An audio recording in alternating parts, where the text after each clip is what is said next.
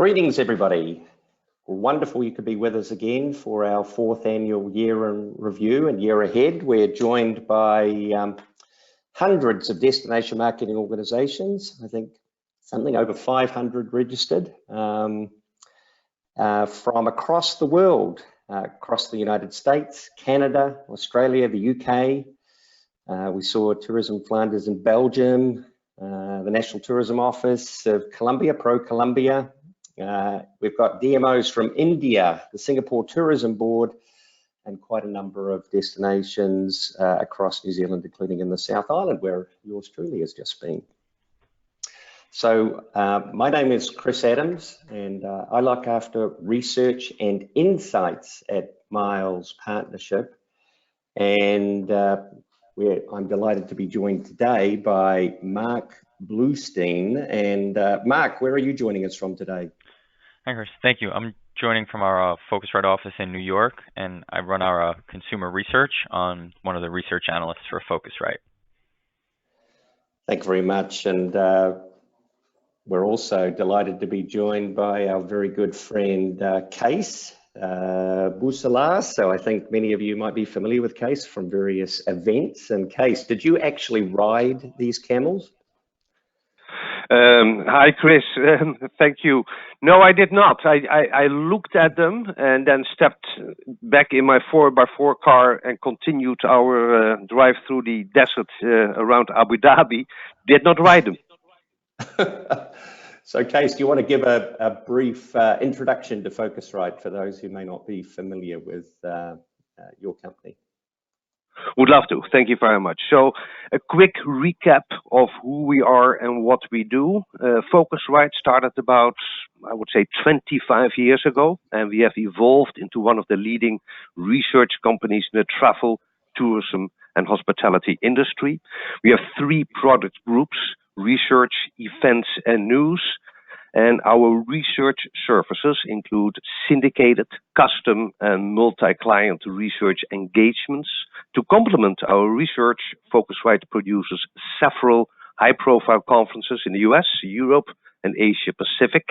More about later in this webinar.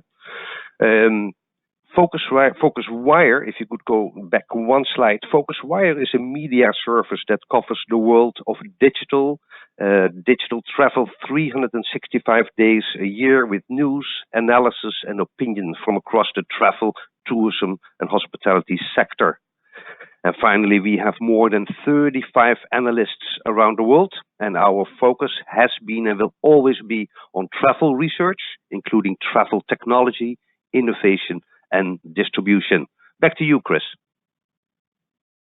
Thank you very much, Kees. And I was just at the wonderful Focusrite Executive Conference in Florida. And in fact, Mark and the whole team of analysts have distilled down the trends, opportunities, and some of the challenges that we'll be discussing today. So just a brief introduction to Miles Partnership. I think a lot of you are very familiar with us. We have been operating for 65 years and have over 290 staff, key offices in Denver, Sarasota, also here in the South Pacific. All we do is travel and tourism. And you can see here just a few of the wonderful destinations that we work with around the world. And also we have a hospitality team and work with a number of other travel and tourism organizations. So thank you very much. We also want to give thanks to our very good partners at Southeast Tourism Society, DMA West, and Destinations International, with whom we work on our education programs. And thank you very much to everybody who's a member of these organizations. All the slides from today and the video, the webinar recording, will be available on this website. You'll also receive an email with both links to those resources and links to a large number of other research resources, white papers, and web resources that we'll be referencing today. I think everybody's very familiar with webinar platforms. Please take a moment to ask questions, and we'll have time at the end to address those. And then finally, here's the order for today. We're going to be looking in depth at the first five trends, and then we have a couple of bonus additional ones after each of these trends, which Mark is going to summarize the latest available research analysis from Focusrite.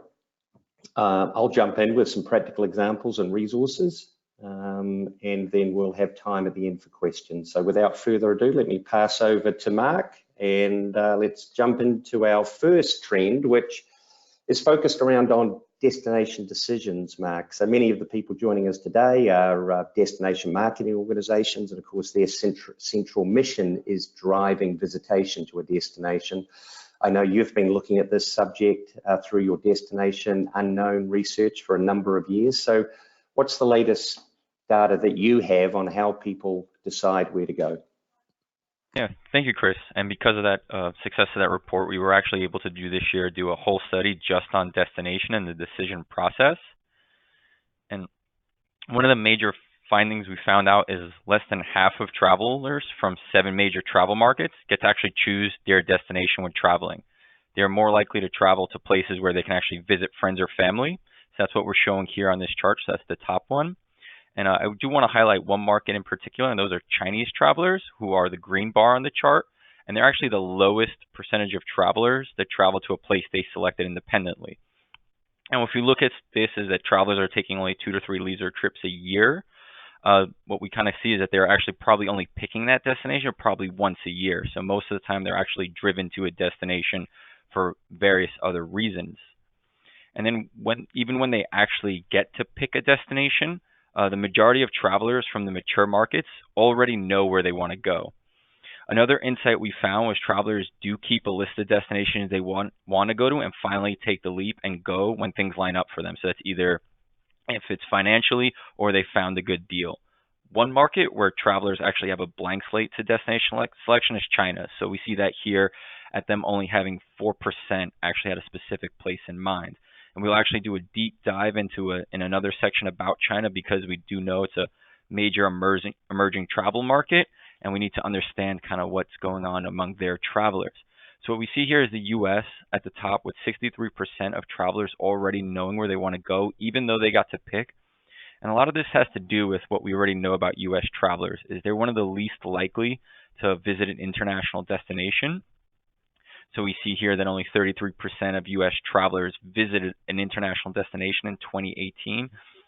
And because of this, they're actually one of the markets when we surveyed that actually visited a destination they've already been to. So on this chart, we're showing the percentage of travelers who visit a destination for the first time. And on the bottom, we see U.S. travelers and Australian travelers, where less than 50% went to a new destination on their last trip, even though they got to choose freely without anything actually driving them to. Whereas across the other markets, travelers were actually more likely to visit somewhere new compared to the U.S. and Australia. And then I do want to make a note of the Chinese traveler, where almost 90% visited somewhere new on their trip. The Chinese traveler is kind of new to travel in a sense where a lot of their travel before was very much domestic based, and now when they actually get the chance to return to a destination, they're going somewhere new.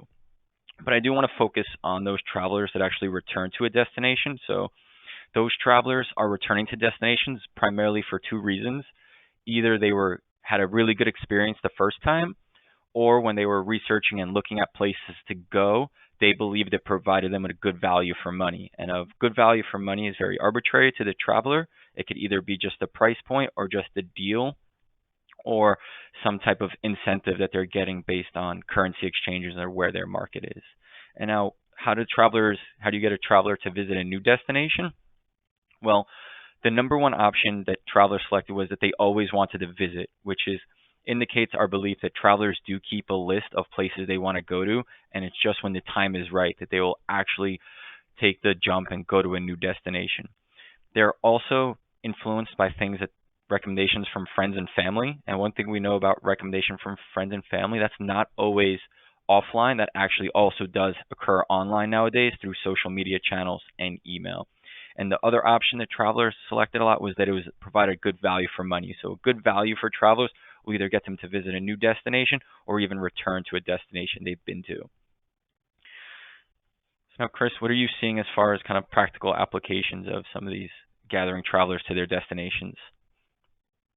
Yes, thanks a lot, Mark. So it really highlights some of the central challenges for destination marketing organizations. Getting onto that preferred list and then turning inspiration into action is absolutely fundamental. And we do know from research that it often takes years for a consumer to turn that inspiration into action. And those trigger points can be a wide and complex range, but certainly value for money. You've talked about price points can be one of the triggers.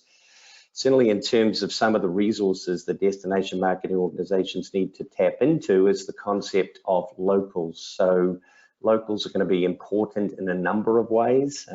Destination marketing organizations such as Finland, Sweden's been doing this, have focused on connecting visitors with locals to offer an authentic experience.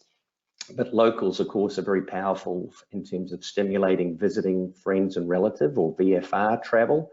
And some destination marketing organizations, such as this one in Victoria in Australia, Geelong and Bellarine, they actually have a coordinated approach to stimulating VFR travel by engaging with locals and turning them into ambassadors and highlighting lesser visited parts of the region and different times of the year to come. So they can be important in that regard. And we also know they're important in terms of the emerging and burgeoning area of destination management. And that picks up, Mark, another key trend that you highlighted there.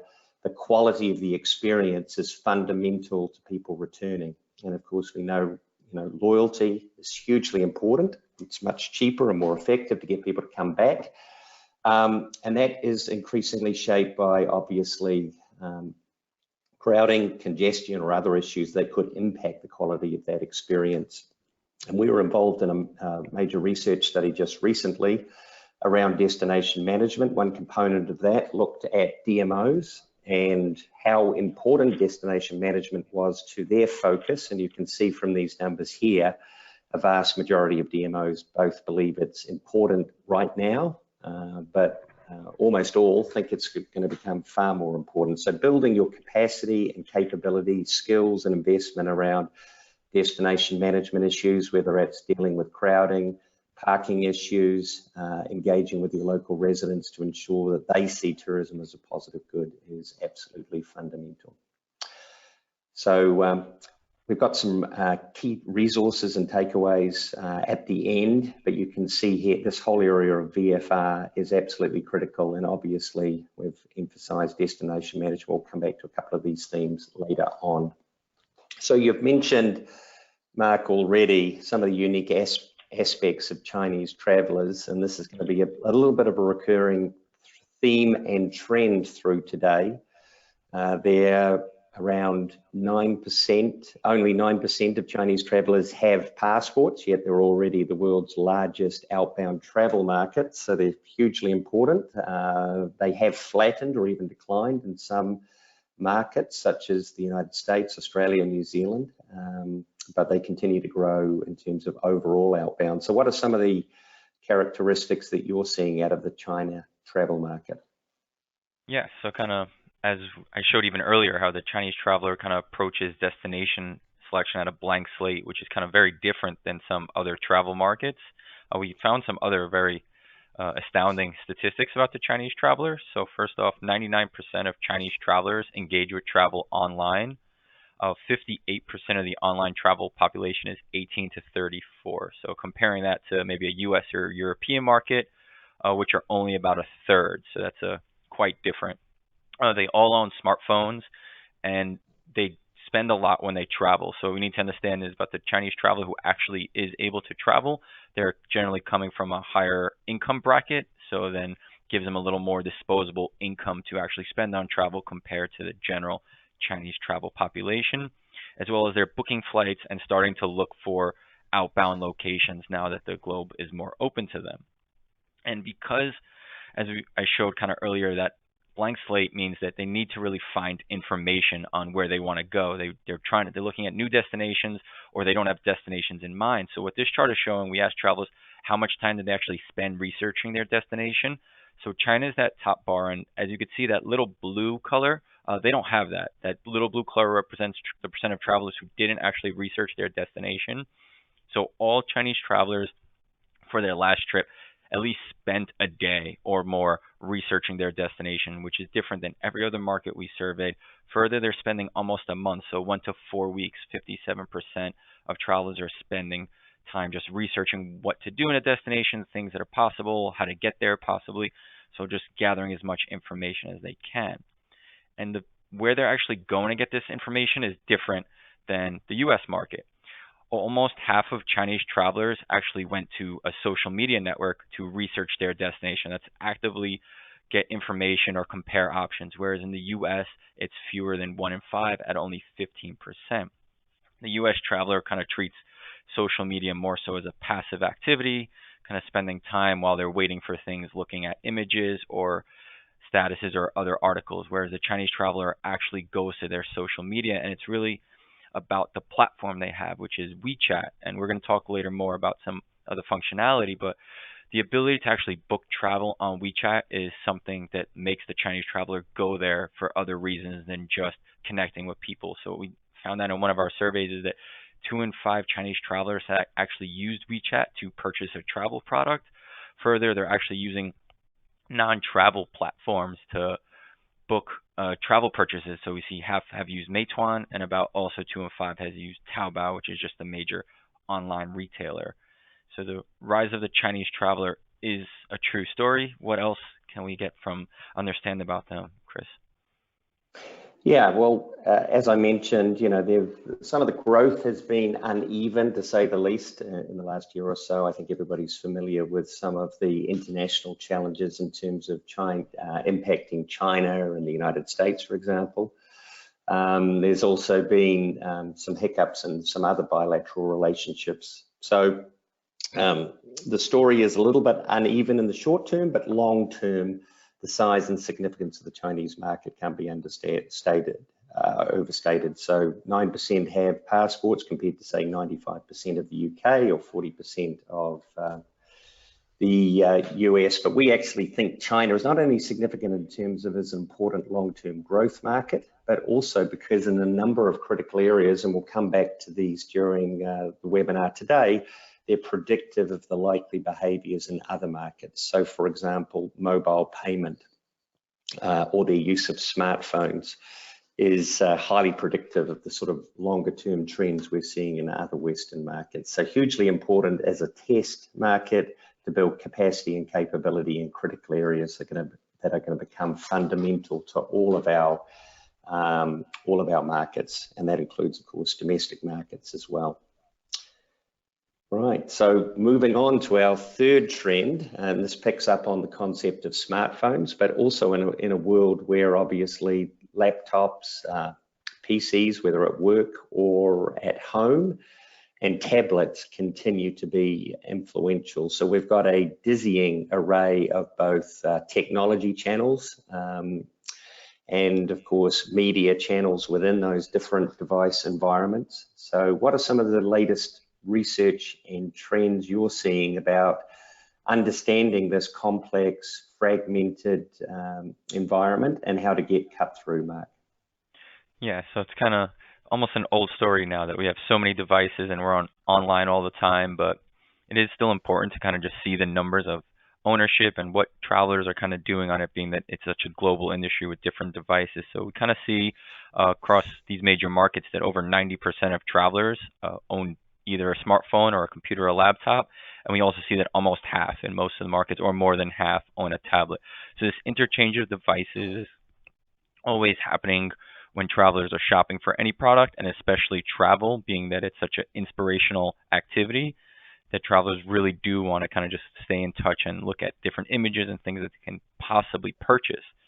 However, in the major markets, the smartphone is still considered a secondary device. So what this chart is showing is we asked travelers if they agree that they plan travel on a smartphone more than a computer. And what we're seeing is in the Mature markets, we're seeing those travelers, less than 50% kind of say that they do, whereas in China and Indonesia, that's around 80%. So in those markets, the smartphone is pretty much the go-to device for travel. Now, while they might not be planning or booking travel on their smartphone, in all markets, the smartphone is still pretty much an ultimate travel accessory. It really does excel, no matter what market we survey, is when a traveler gets in destination. They're using these devices to help them kind of explore where they want to go. And the top things that they really do when they get there is use it to help them find locations, so directions or any map search, or as well as kind of interacting with maybe tours and activities. So they will use these devices to search popular attractions or maybe even purchase tickets and find out dates and times. And kind of a new feature we did want to see if the travelers are interacting with is actually just the Google's Explore Nearby tool, which is right on the Google map when they open it up.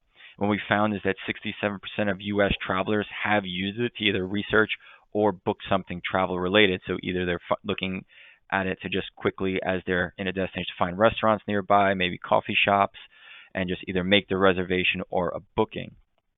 And now we can't really talk about mobile without apps, because apps have been kind of that great big promise that we almost never got, but they do serve a feature in travel. It really does depend, though, on their functionality. So one thing that we do know travelers use is the airline app for check-in. 59% of US travelers use their smartphone to check in for their flight. But the problem with apps and travel is apps take up space on a smartphone, and being that travel is not something we do every day, travelers aren't commonly keeping them on their device at all times. So on this chart, we asked travelers, are these apps always present? And what we see is there's an effect between if it's a frequent travel versus an infrequent traveler. So, and this is about leisure trips. So we're seeing the red bars. Those are the frequent leisure travelers, anyone who took 3 or more trips. Where we're seeing those travelers are far more likely to always have kind of their airline or hotel app. That's because it's providing them a little more utility. They're using them often, whether it's to check in or kind of use the hotel functionality as far as a key card if the hotel operates that. What we found is there's something in the Chinese market, there's something a little different. That's because the apps are giving them a little more than just travel actions. What we found is 4 in 5 Chinese and Indonesian travelers always have an OTA app on their phone. And the reason it's because it's serving them up content even outside of their trip, even inspirational content. So the screenshot here is from the C-Trip app. And what it's showing, it's very location-based, giving them discounts for stores in New York or even things to see.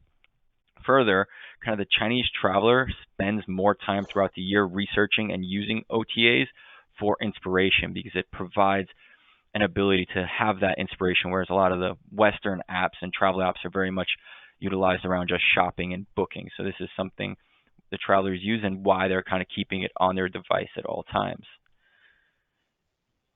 So what else is there can we learn from just the multi-device and mobile world, especially from the Chinese market, or maybe even some of the other markets?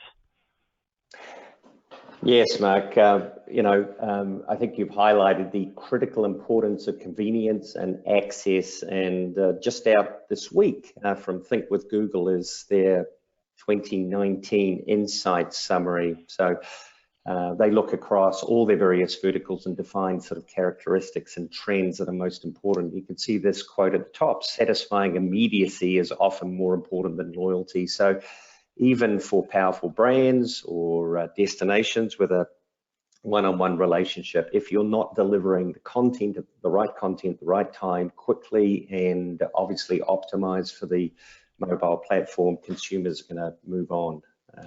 And they're hungry for information, but they want that information now. Mark's highlighted the importance of these big platforms, and we see that both with Google, and we'll come back to Google where we talk about Davids and Goliaths in the Western world, but in China, of course, different ecosystem, but very similar in terms of these massive platform partners. And WeChat has launched a couple of years ago something called their WeChat mini programs, and there's a specific SDK, software development kit, for destinations and other travel organizations to actually build content into that ecosystem. A number of destinations have started doing this. This is actually the Helsinki example. So a powerful way to connect with Chinese travelers, and of course then that delivers content for that in-market experience. It actually works like an app, so they don't even have to have connectivity in the market to actually access the content. And of course it plays into mobile payment as well if you've got businesses actually enabled for that environment. So there's some going back to that theme and trend of China as predictive of a number of sort of very important trends that are going to become central to the travel experience in all our markets over time. So just finally, the whole issue about apps, and we often get asked the question from DMOs and other tourism organizations, do I need an app? We've looked at this for some time. There's some resources available on our website. We'll share this link.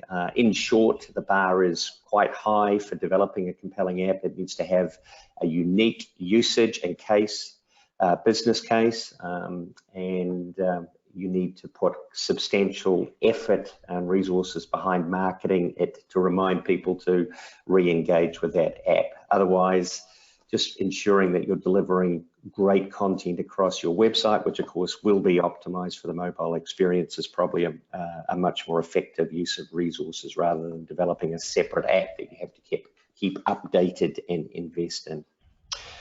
Okay, so again, some key resources, and again, all these slides will be shared with you in the follow-up email. So we've talked about the size and significance of these big online platforms.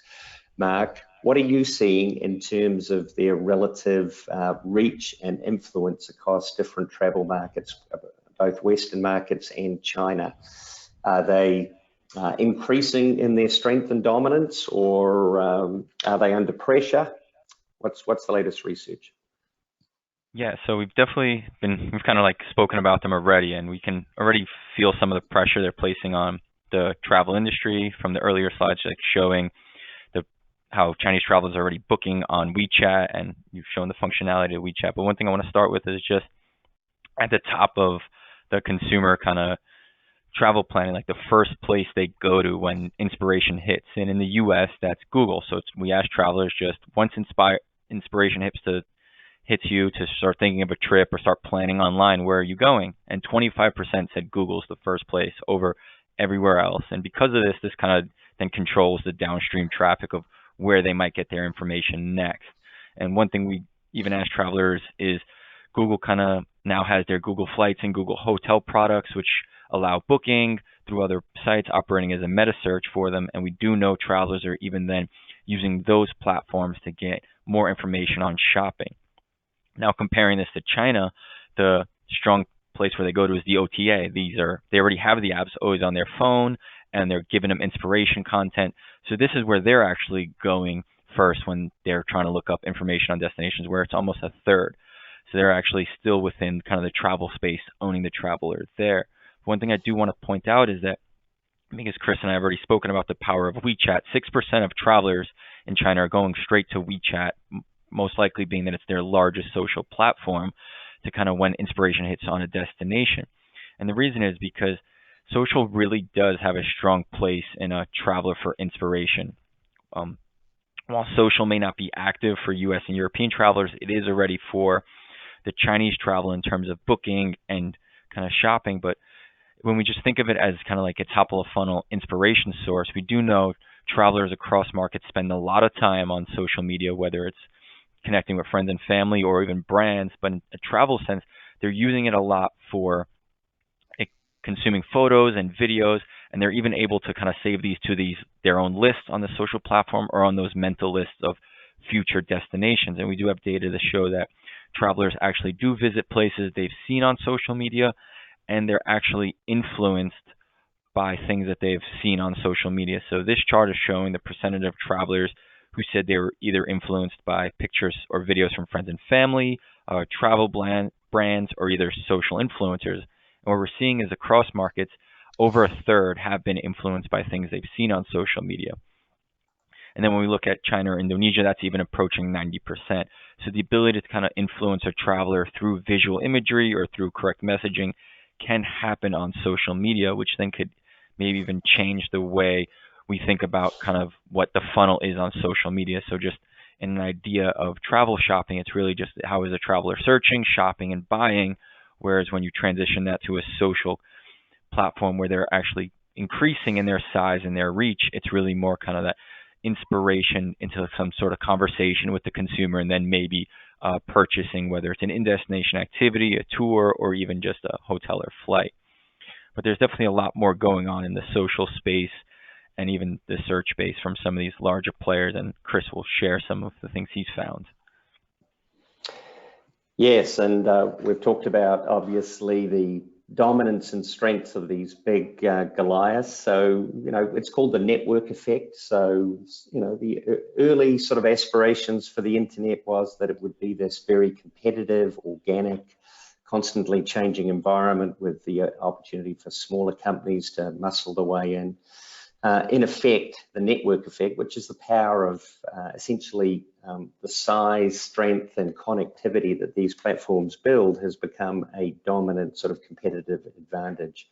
So looking for opportunities to partner is incredibly important. If you think about the travel and tourism advertising space, something like 80% in Western markets in travel and tourism advertising is dominated by Google and Facebook.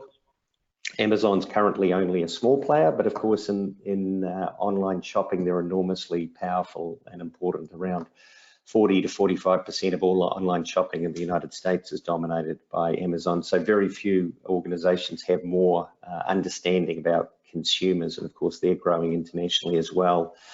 One platform that has opened up opportunities for destination marketing organizations, Google. They've combined a number of tools that are free, whether it's Street View, Google My Business, the Instant Verifier app, error reporting forms for DMOs to review and enhance content across their various websites. And so over 400 DMOs have now participated in this program. Our company's been directly involved with about 143, and just from the DMOs that we've worked with, we're seeing enormous reach.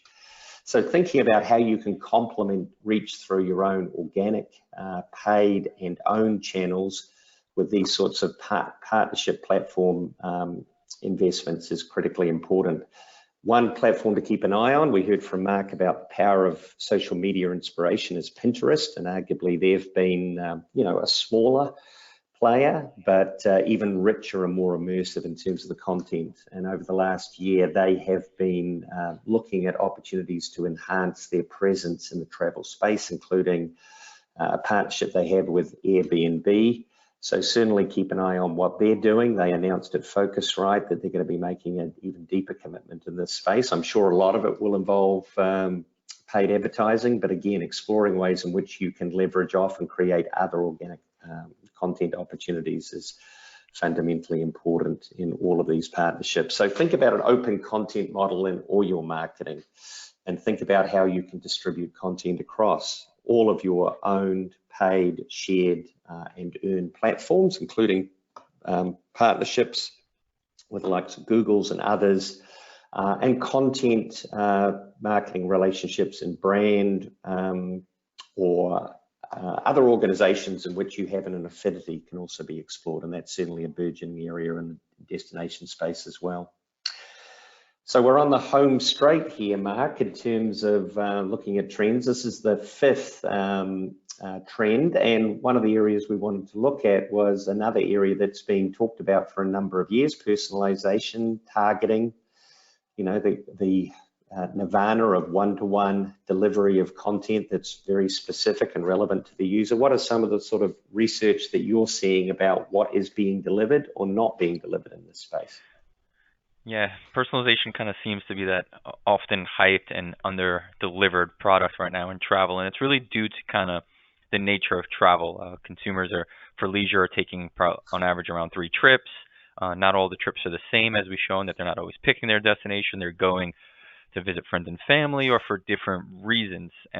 But one thing we do know is travelers are starting to engage more with travel content. We see in most markets, travelers are starting to engage about almost once a month or even more.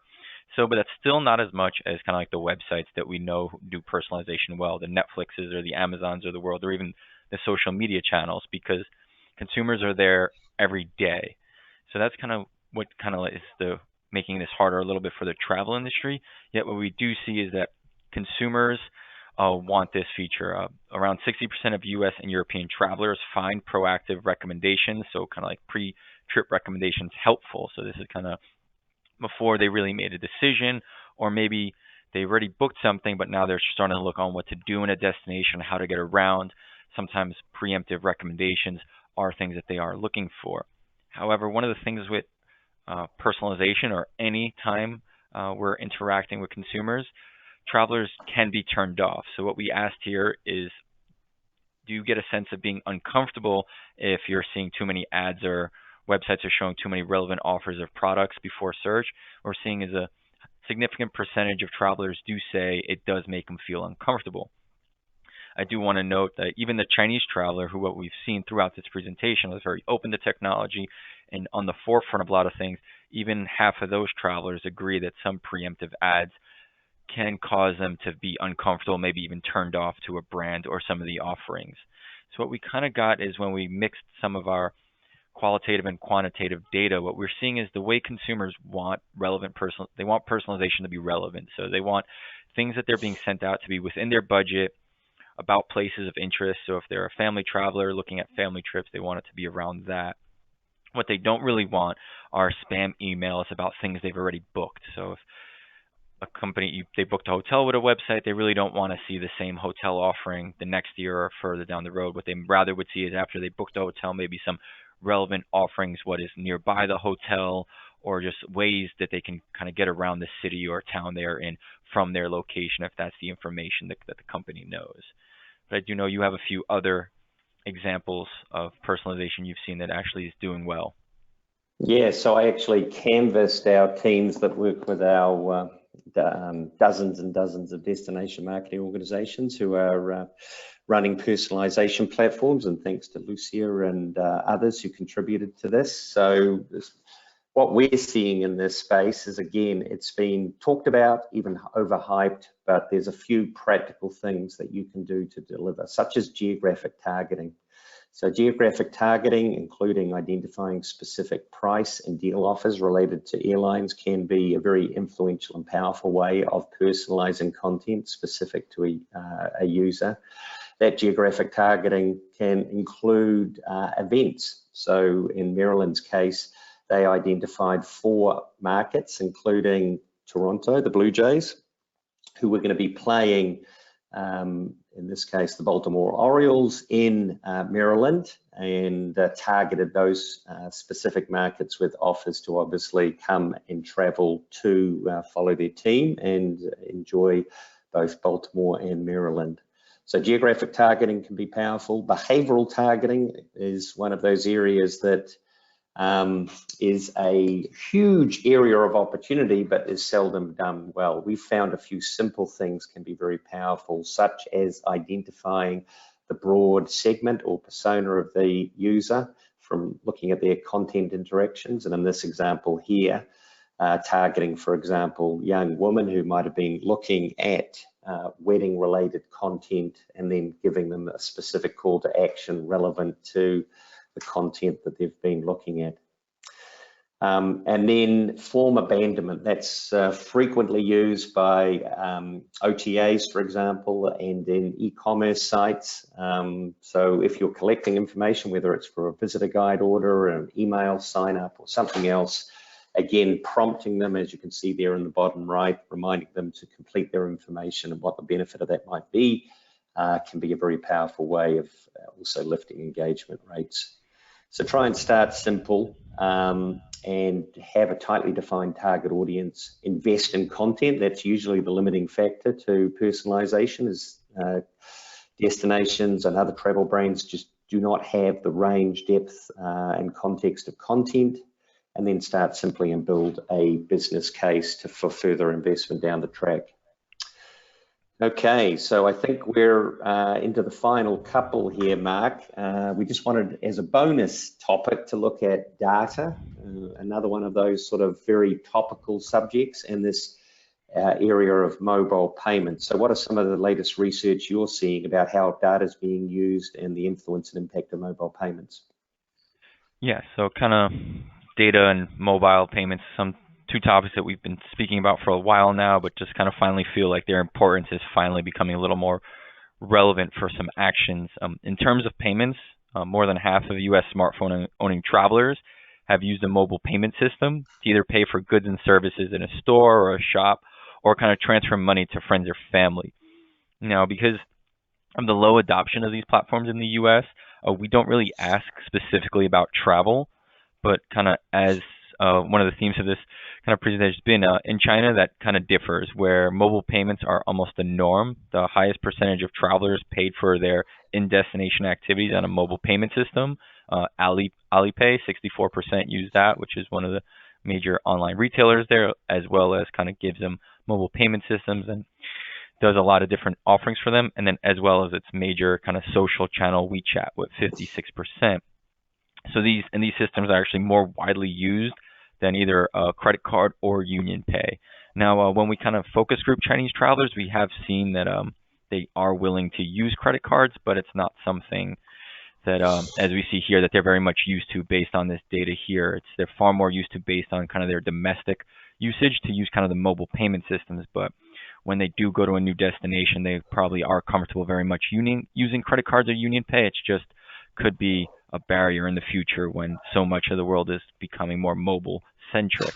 And as far as the U.S., like in U.S. terms, there is an interest in using them for travel actions. 47% said they'd be willing to use them as those in-destination activities for domestic trips. That's generally probably a low price point, maybe $100 or less, depending on what type of activity. And then as we see the price point go up to flights or hotels, a lower percentage say they'd be willing.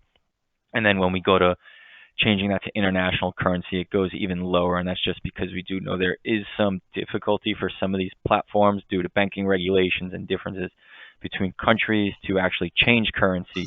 But I do see kind of reading in some of the finance articles that could be rectified on some of their sides. So maybe that will even lower the barrier of entry for some of this. But we can't talk about mobile payments or anything mobile related, or even a lot of the topics we've spoken about, without mentioning kind of data privacy a little bit, because we do know data is king for personalization. It's important for payments, and it's even important for just getting some of the content we have online.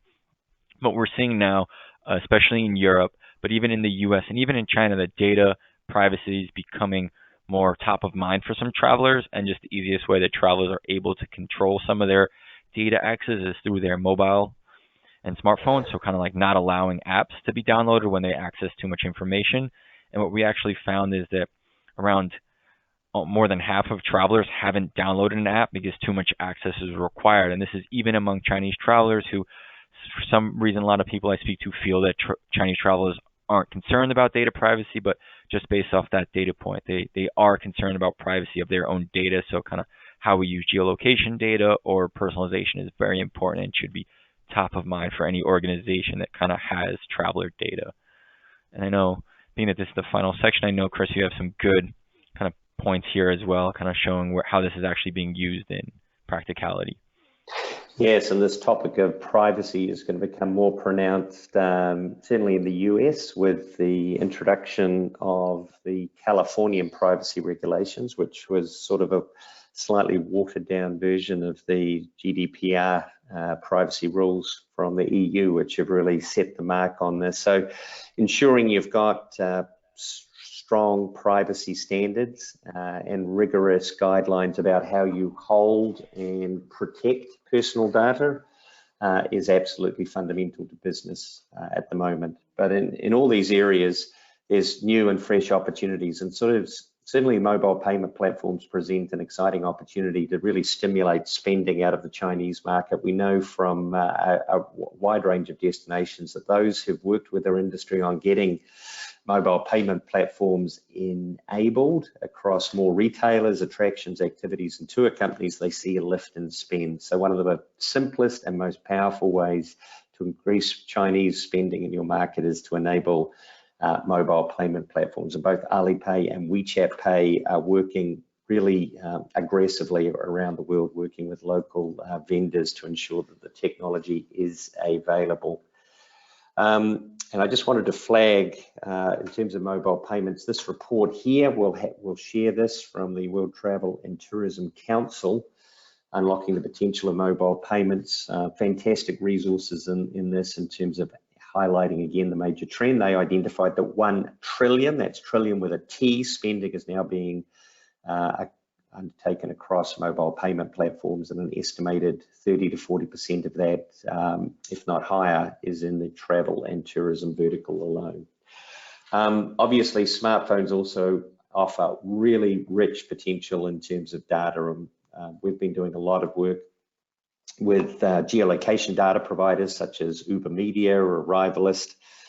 There's a range of others, and that includes international offerings in a number of markets as well, unique to those markets. So looking at geolocation data certainly offers potential around areas such as dispersal, travel behavior and patterns. The key things we'd emphasize here would be triangulating that data, so matching it up with more traditional research sources to ensure it's valid, understanding the source of that geolocation data and the limitations of some data, and then ensuring you've got rigorous guidelines about how you're using it in a way that is defensible and hopefully backed up by other research sources. But it's certainly going to become an important part of the reporting, analysis and research community, and building capability in this space is important.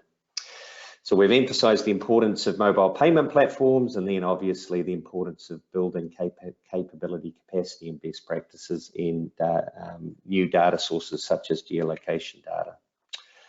So with that, we'll come back to questions at the end. So if you do have questions, we've got a couple we'll address after this, but let's just pass it over to Case in terms of some resources that you wanted to share, Case, from Focusrite.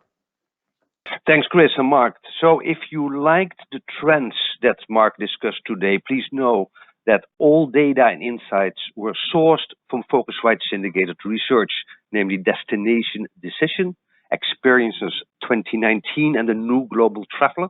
These reports are available online.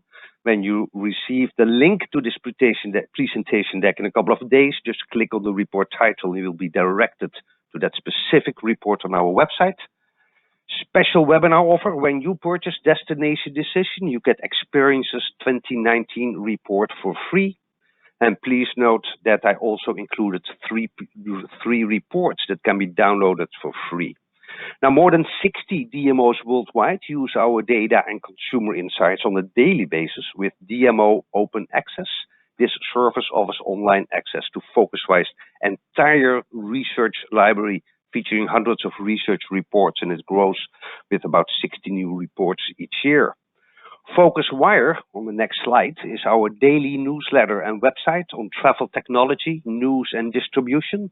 Focuswire is free, enormously insightful. If you have not signed up, now would be a great time. And finally, I want to mention 2 Focusrite events in 2020, especially for our European friends on this webinar. Our annual European conference will take place in Amsterdam, which happens to be my hometown. For May 18 to 20, early bird pricing is available until December 20th. That's 1 week from now, so don't wait. And finally, our US annual conference will take place in Phoenix, Arizona from November 16 to 19. Special discounts for DMOs are available, as well as early bird discounts. Please contact me for more details. And that's a wrap. Back to you, Chris and Mark. Okay, thank you very much. And just in terms of the resources we're sharing, we've got a special page on our website, which will include the webinar recording, slides and other resources, including resources we've highlighted today. And you'll also receive links to these, of course, in the email follow-up, as we've emphasized. So just a couple of questions, Mark. Maria is asking about 5G. So we've talked about mobile, we've talked about the multi-device world. How do you see 5G impacting travel and tourism? Yeah, based on kind of what I'm reading, it's a pretty good promise that we're going to get for travel, at least, really giving travelers better connections. So if you think of tours and activities, kind of really maybe getting them better online and mobile, where you don't need a printout ticket. You can easily scan a barcode, your QR code, and should just work seamlessly where a traveler can buy their ticket even outside and just go right into a tour and activity. That's something I think would be a lot easier, as well as maybe some of the kind of AR things we've been seeing, maybe taking those into a travel sense and really getting them more involved using the mobile device, being that now it shouldn't lag on its connection, and a traveler won't need to look for Wi-Fi or a hotspot to get some of these more connections that they need, especially since we do know how frequently travelers turn to their smartphone for information when they're in destination. I think that'll be like the biggest benefit for them. Yes, and we would highlight certainly the immediacy of content. We saw that from that research from Google, the ability to access critical information quickly and easily. But of course, that relies on having the right content, particularly for those in-market experiences that people are making decisions on. So that's about your own platforms and also enriching platforms such as Google that are so influential across the in-market experience, given their lock on both search and maps. And then also live streaming. So that was hyped to 2, 3, 4, 5 years ago. Live streaming, such as virtual site visits of convention centers or meeting facilities. With 5G, potentially that experience is going to be much more immediate and immersive. And so revisiting some of these sort of live streaming applications could be of interest. And then just finally, Mark, Susan is asking, of all the sort of themes, trends, and areas that you're looking at, if you had to focus your energy on just one or two, what would they be? Those be? Yeah, I can think for the future would be kind of the play of a little bit maybe of some of how the giants are really entering the travel system. When we see kind of how it works in China, where the OTAs. C-Trip still has kind of a big place in inspiration and kind of really trying to be a full-on travel service for the Chinese traveler. We really don't see that in some of the Western markets. A lot of them really operate more in a search, shop, and book platform. So that's something interesting. I want to see, like, how are they going to take these inroads by either Google or some of the social media channels, being that how much data these companies have on travelers that they can really maybe even do personalization maybe a little better than some of the travel companies. So that's something interesting to kind of watch in the future. Let's just take one or two other quick questions that have just come in. So Jessie Lynn, hello Jessie Lynn from Santa Barbara, if I'm not mistaken. She's asking, what is the difference between users using social media to choose their next destination versus how it's used to plan once they've made that decision to visit? So the inspiration versus the planning after they've decided where to go. Yeah, so kind of the way we see, at least from the Western travelers, is very different between kind of like a US and European versus maybe like a Chinese and Indonesian traveler is they really don't view social media as a place they're going to make a decision. So when they're on social media, it's not, I'm shopping right now. So we see very low percentages when we ask those questions from our surveys. So it's when someone's trying to have maybe a pen and paper or credit card, they're not turning to Instagram or Facebook. But what we get from when we speak to travelers and some of the questions we have on kind of like what influenced you after the fact, we see that social media has an effect. So we're seeing that because they spend so much time on them, they're saving those pictures of places they want to go to, or they're crowdsourcing friends and family. We see that it's influencing maybe restaurants they visit or locations they want to get pictures of. We have data on those, and I can share those percentages via email, but we do see that travelers are then visiting places they've seen videos or photos of social media, whether it be like a famous site or different things. Then they also want to get their own photo or video to share. So that's really how the kind of like social media is influenced. It's really influencing on the choices they make of places they want to go to, just because they want to have the same photos, either their friends or some influencer they saw on social media. Yes. So so if there's additional resources there to share, Mark, we can include it in the follow-up email or on our web page from this webinar. Jacqueline asked what percentage of travellers you surveyed leave the country. So I think we showed Jacqueline that only 9% of Chinese have passports. So we're talking about some subset of that.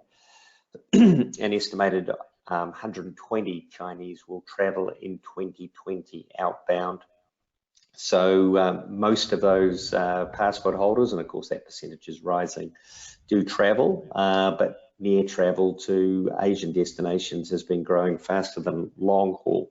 But of course we emphasize the important long-term potential of this market and the importance of investing in it, partly for its predictive qualities in terms of their use of technology. And Dave asked just about breaking down the mobile payment percentages and size across various markets. That report I shared, Dave, from the World Travel and Tourism Council includes various country information, and that's going to be available in our resource area, both via email and web. So let's wrap it up then.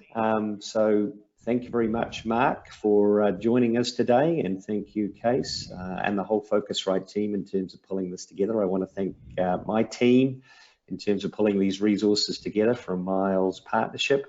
But most importantly, thank you to you for joining us from wherever you are in the world, from Colombia to Canada, India to New Zealand, the UK to Australia. Thank you so much for joining us. We look forward to connecting at a travel event at some point in the future, and festive and seasonal greetings to everybody.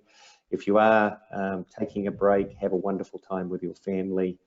And let's all look forward to a prosperous and peaceful new year. Thank you very much. Thank you.